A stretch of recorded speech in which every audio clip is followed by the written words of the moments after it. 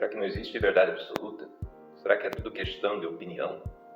Será que tudo é relativo a um ponto de vista? Todo mundo pode falar o que bem entender, todos ao mesmo tempo terem razão?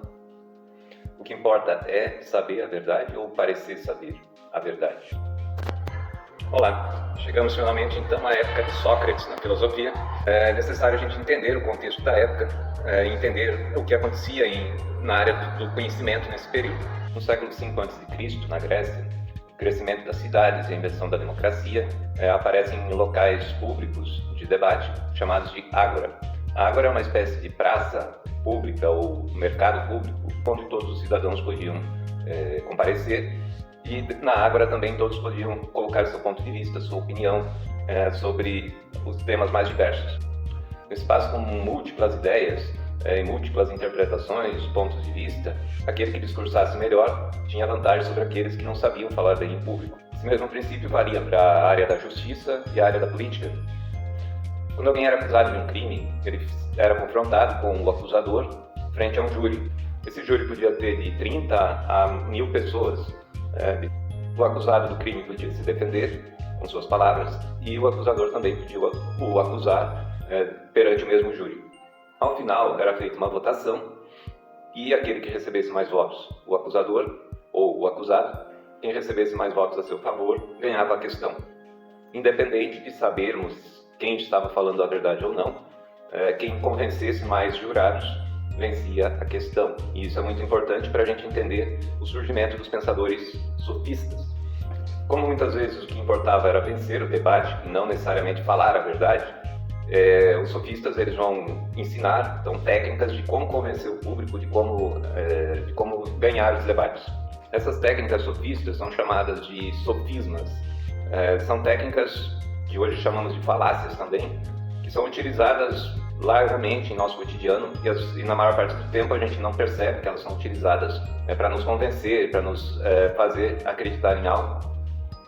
Não se trata mais da questão mentir ou falar a verdade. O que importa para os sofistas é o convencimento, é a persuasão daqueles que ouvem o discurso. Protágoras de Abdera, um sofista, ele vai dizer que o homem é a medida de todas as coisas, ou seja, todo saber, todo conhecimento, ele é relativo ao ser humano e à sua vontade.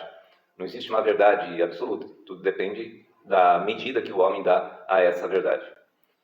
Já Gorgias, outro sofista, se gabava de ter curado um doente quando nenhum médico havia conseguido. Havia um cidadão que estava de cama há meses e nenhum médico conseguia curá-lo.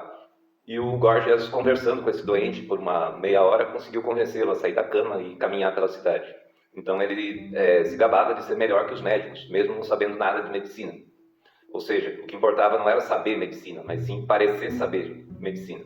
Os sofistas eram professores particulares de retórica e oratória, ensinando então aos jovens de famílias mais ricas que podiam pagar pelos seus serviços, que não eram baratos.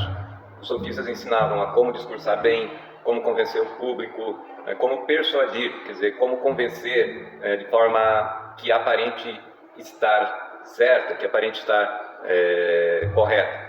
Os sofistas tinham técnicas de persuasão que iam bem além do verdadeiro falso. Conseguiam manipular os ouvintes, manipular jurados, manipular o público, enfim, para conseguir vencer os debates, vencer as disputas. Então, a grande crítica que se faz aos sofistas é que, para eles, a verdade não vem em primeiro lugar. O que vem em primeiro lugar é vencer a disputa, vencer o debate. E convencer o público, convencer as pessoas de que você sabe, quando na verdade você pode não saber de nada. A palavra sofista, ela significa algo como aquele que pratica a sabedoria. A gente poderia traduzir essa palavra como sabichão, uma vez que os sofistas diziam que sabiam de tudo. O nosso primeiro grande filósofo que veremos, Sócrates, ele vai ser famoso pela sua frase, só sei que nada sei. Essa frase de Sócrates é uma frase irônica, porque se os sofistas sabiam de tudo, então Sócrates diz, só sei que nada sei.